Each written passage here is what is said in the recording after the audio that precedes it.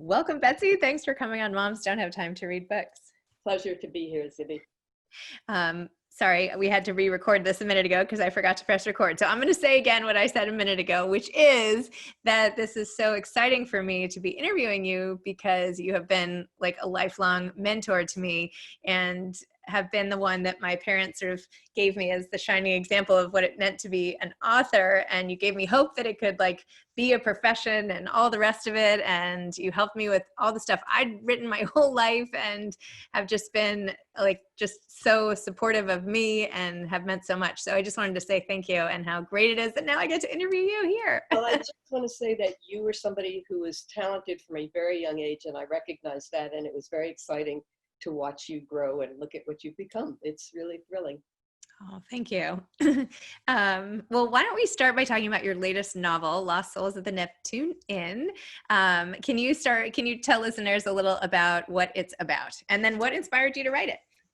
Well, that's a good question. Okay, so what it's about is what lengths people will go to find a home. And in this book, there's several characters who've sort of been tossed out by their families or for some reason or another left home. And there are several lost souls who come together, find each other, and even in extreme situations, and even though it doesn't seem a perfect fit, they get together because they cling to each other for a home. And it takes place, it ranges from the 20s to the 80s. And my two main characters, one of them has a child out of wedlock and is really kind of almost disowned by her parents. And another one, she lives in New Rochelle, New York. And the other main character is a Southern lovely man who has had a very difficult childhood. He has been different from everybody else, and he makes his way to the north after kind of a horrible situation. Something traumatic and horrible happens to him, and they find each other. And he falls in love basically with our main character's daughter. Her name is Alice. He falls in love with her and decides that this could be his home. And even though it's not a perfect fit, they get together and they get married. And it's really kind of the story of the evolution of that kind of relationship, making a family where there really is none, and what happens even when it threatens to fall apart. Does the family stick together, or does the family, go to pieces? But that's really the short form. And how did you come up with this idea? You've written many novels and an amazing memoir. Why this topic and why now? Okay, two reasons. Okay, the first reason is that the female character, Amelia May, is born and is a colicky baby. And for some reason, her mother, who is Catholic, decides that she is the devil's child. And this came about, and this was really the impetus to write the book. Several years ago, and if you bring up the memoir, it'll come out then, I went through a really bad spate of luck. And I was seeing a therapist at the time. And I walked in one day after many calamities had befallen me, and I said, "Oh my God, my house burned down and everything in it, all my possessions are gone." And she said to me, "I want you to consider this. I want you to consider that you were a very bad person in a past life, and that you should find an exorcist in New York. You should have an exorcism." So I started out wanting to write about a person who is inhabited by the devil and needs to find an exorcist. And I kept writing, and then I realized I was writing The Exorcist again, and that really, nobody needed to read that again. And so I veered off a bit. And the other impetus, frankly, was that I was married to a very lovely man for 17 years. And after 17 years, he decided, or maybe he knew all along, that he was gay, and it ended the marriage. And for me, it was quite shocking. I did not see it coming. We have remained friends. In fact, we're very close friends, but it was a very shocking and surprising event in my life. And I realized as time went on that when we were growing up, it was very hard to be gay, and he yearned for a normal life. And I was a kind of normal person he could hang on to. And I think he saw in me a normal life. And so one of my characters is not him, but is based on a character that is dealing with the same issues. So it was a combination of the exorcism and the gay husband that brought me to this novel, if that makes sense. Makes sense. Who knew? What interesting ingredients to Right. throw together, right? And this is how great fiction comes to Yep. be. Use what you have, right? Use what Yeah. Wait, back up again to the therapist telling you you needed an exorcist. you How did you respond to that? Did you go get an exorcist? Did you fire your therapist? Did you think it was a great idea? Like, how did you, what did you? Well, that's also an interesting question. I stared at her and I said, and I was really upset. I mean, you can imagine. I said, you know what? I'm going to pretend you never said that, and we're just going to move on. And then I never came back. But then shortly after that, I got diagnosed with breast cancer, and I saw another shrink, and I kept saying to her, you've got to find me an exorcist. You have got to find this. I really do have to have an exorcism. And then finally, after I had a mastectomy and I was going through treatment, I realized that was the exorcism, and I was done with the exorcist part. But the poor therapist said to me, I've never had to handle a situation like that. I had no idea what to say to you. But it went on and on and on about me needing an exorcist. So I know what it feels to feel inhabited by the devil and search your life and think, what must have I done in a past life to deserve this? I hate that that happened to you because it puts the blame on you for all these things that were out of your control. Like, that's like the worst thing, like that it's something you did in a past life.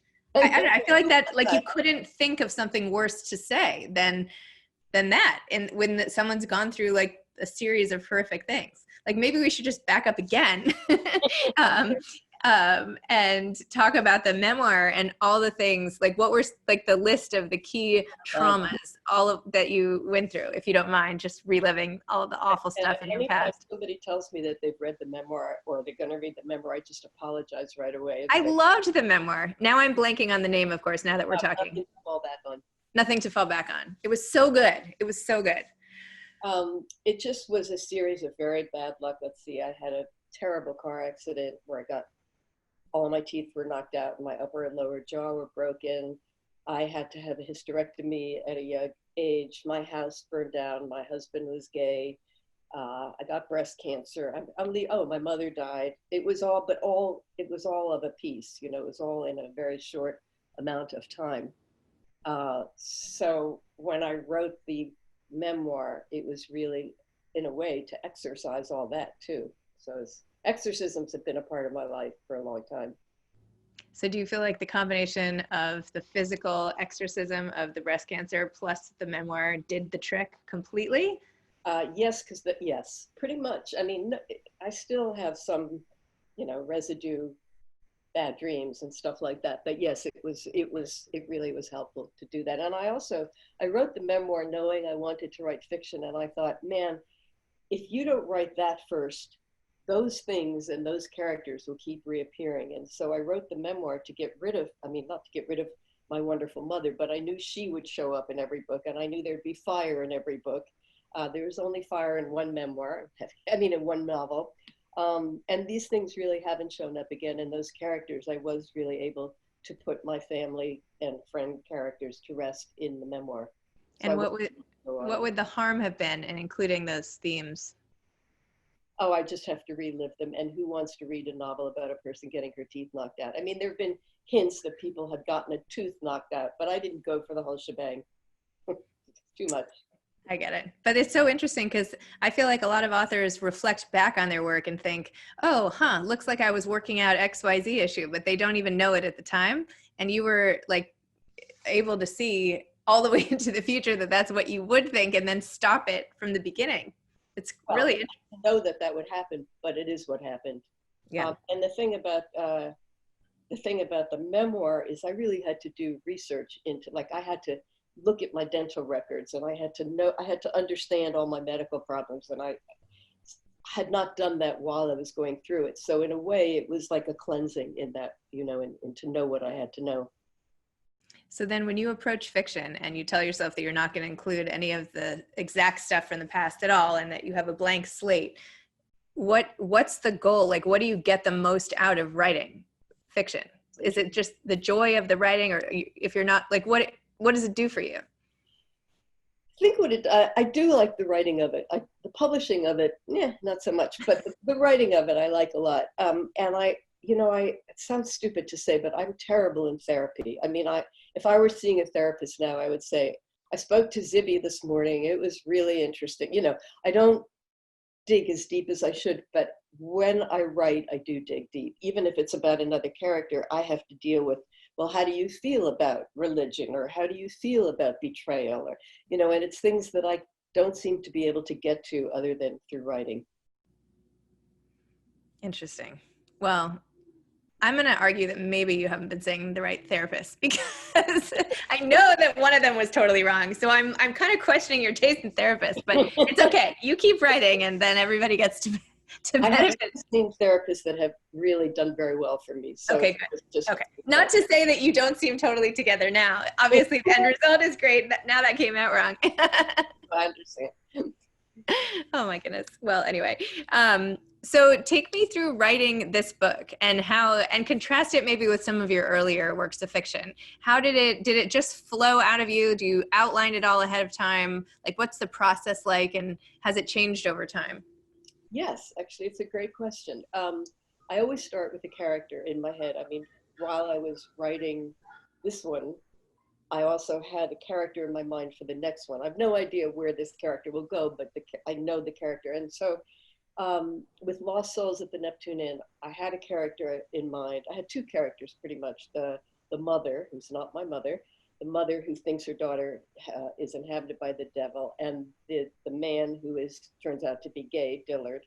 I had those two characters in mind. And for the first time ever, I actually outlined this one. I'd never done that before. I usually just write and think, oh, well, maybe I'll go this way, maybe I'll go that way. And my agent had been urging me to try outlining. She said it would be much easier for you and easier for, just to write. And it was a much easier book to write. Excuse me, not everything that I thought was going to happen happened, but pretty much it did. And I pretty much knew where it was going to end, which I never know where anything's going to end. So I'm trying to do that with the one I'm working on now too, but I'd never done that before. I just start with my characters, and people say, oh, your characters must tell you where to go. There's some sort of magical thinking about fiction writing. And the fact is, I come from a reporting journalism background. And for me, it's always like, I interview my characters, I interview them and I think, okay, so you're having this reaction. Why are you reacting so strongly? Or she said that to you. What are you going to say back? And it's very much to me like a reporting. And that's how I get to know them. I get to know, what are they wearing? When I worked for Newsweek, I started as a researcher, and researchers at the time had to file for the writer. So I would have to interview you, and I would have to describe what you look like and what you sounded like. And so I think that fed into the reporting that I do in my head for these characters. And then, of course, you went on and ended up like running entire magazines and being a real leader in that industry. Still, I had to assign stories and, think of the questions to ask. So it was always that, yes, it was always that process. And this is like not even related to the book, but having seen all of that with the magazine world and where we are today, do you think there's any hope in magazines, or what do you think? I mean, I feel so lucky to have been where I was when I was. Yes, I think social media actually might just take another turn. We're seeing a lot of magazines online, but I don't know. I think that there could be a comeback. I think they would be very different. I don't even know if they'd be in paper, but I think the thirst to understand something in depth or to see pictures of people you don't know, I don't think that goes away. And I don't think social media can do it in the way that magazines can do it. I don't think it's something you curl up in bed with, at 11 o'clock at night and just you in the pages and turning the pages and reading the text. I just think you can't. It's like, I don't know, do you read books on your iPad, or do you read books in books? It's so funny you say that, because I got in bed to finish your book last night with my laptop, which I hate doing, but I didn't have, with this time, not everybody's been able to get like physical advanced copies. So I've, in the last couple of months, have read more on devices than in my entire life. And I cannot wait to just chuck them. I like real books so much more that it's easier for me to think and process and fold down the pages and go back and forth. And what about you? Oh no, I so much, I mean, and maybe it's just a generational thing, but I'm so used to books, and and magazines, and I love the weight of them and the smell Me of too. them. I can tell you a book by its smell sometimes. And yeah, I mean, magazines, it's just, there's something about taking them with you as you're getting your hair cut, or having them on the subway, that is just different. And I don't think that will go away completely.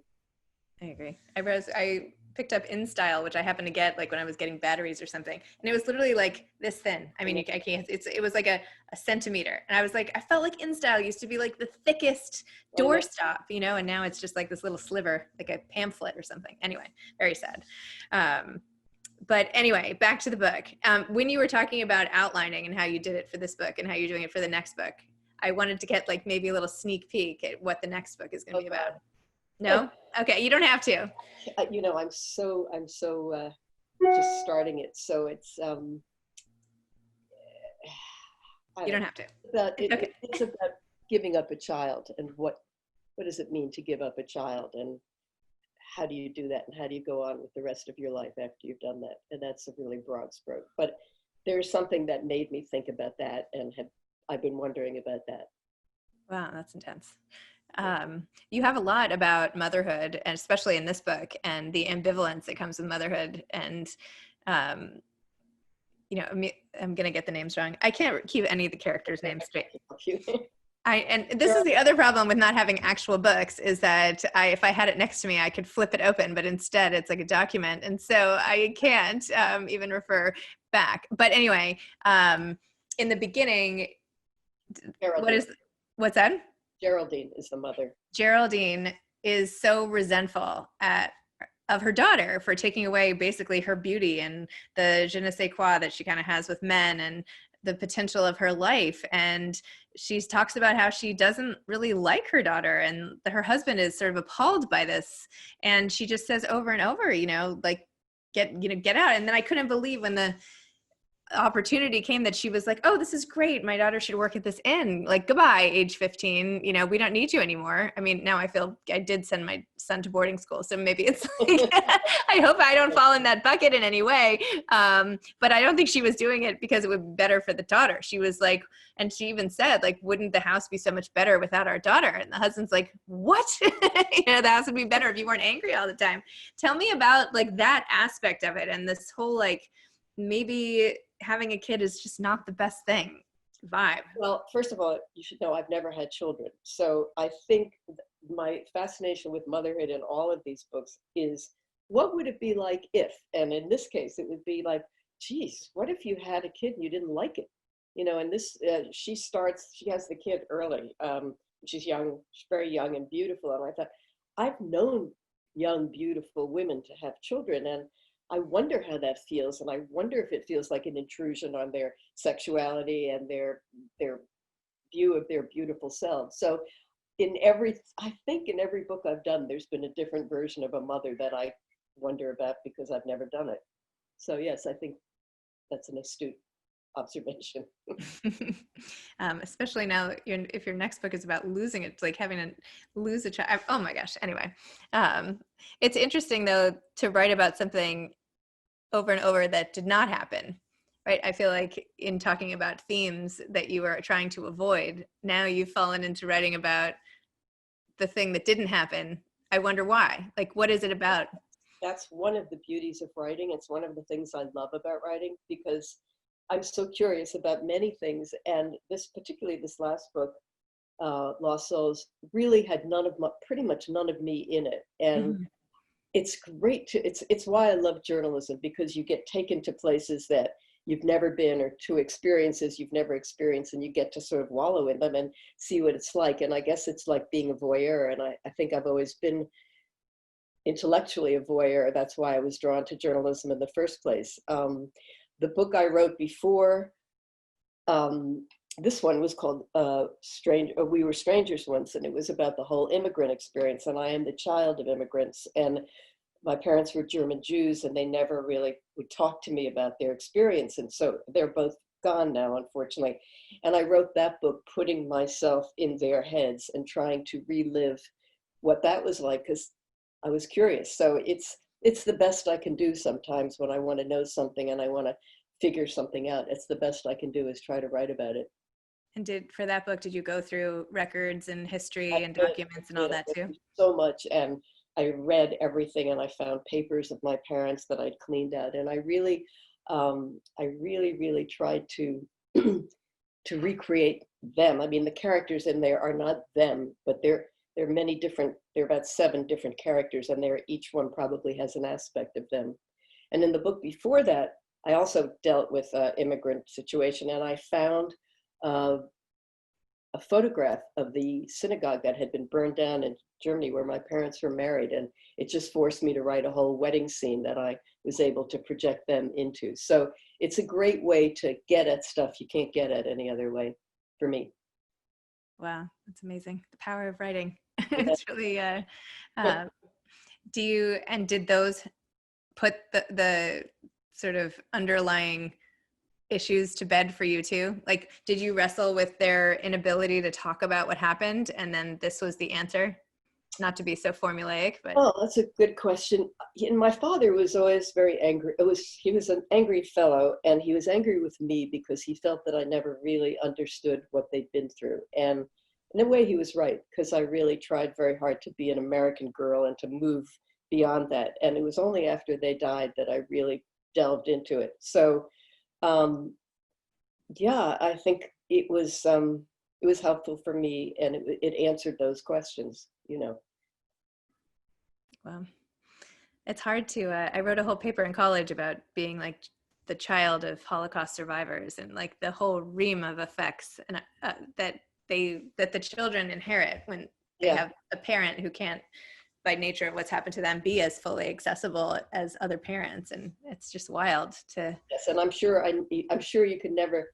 I mean, I felt that I got as close as I could get to it, but I'm sure I didn't get to the heart, absolute heart of it, because how could I? But I tried. Wow. So where do you like to write? You seem to be in like a living room. Well, You write at home or? I live in New York City, and there's a wonderful library. You probably know it. That's New York Society Library Mm-hmm. on 79th Street, and they have on the top floor is a writer's room. And I had this beautiful schedule worked out before all this happened. Usually I'd like go to the 92nd Street Y and swim or take a class and work out some of my anxiety, which is, you know, impressive. And then I would go and sit at the library. You sit at just long tables and you plug in your computer, and nobody really can't talk in there. You can't do anything but write. And for me, it was a wonderful place, because you have the illusion that there are people around, even if they're not talking to you. But you also think, I can't spend too much time on eBay because they'll notice, not that anybody was looking at what I was writing, but it really kept me kind of focused. And I'd spend most of the day there writing. Now that the whole pandemic thing has happened, I'm writing at home. I'm sitting at the desk where I write, and it's perfectly nice, except that I have a dog and I have a husband, and sometimes they communicate with me. And so that kind of breaks things up, but I'm happy writing at home too. It's lovely here to be here. And you mentioned quickly that while you love writing, that the publishing you don't love quite as much. What's the major hang up in the publishing world what is it you really object to? Or it's just, you never feel you're doing enough, or, even if your numbers are good, they're never good enough. It's just the self-beating up part that I seem to take part in. So I've gotten very good at not reading. I don't read numbers, and I have my husband read reviews usually before I do, so I can't get my feelings hurt like that.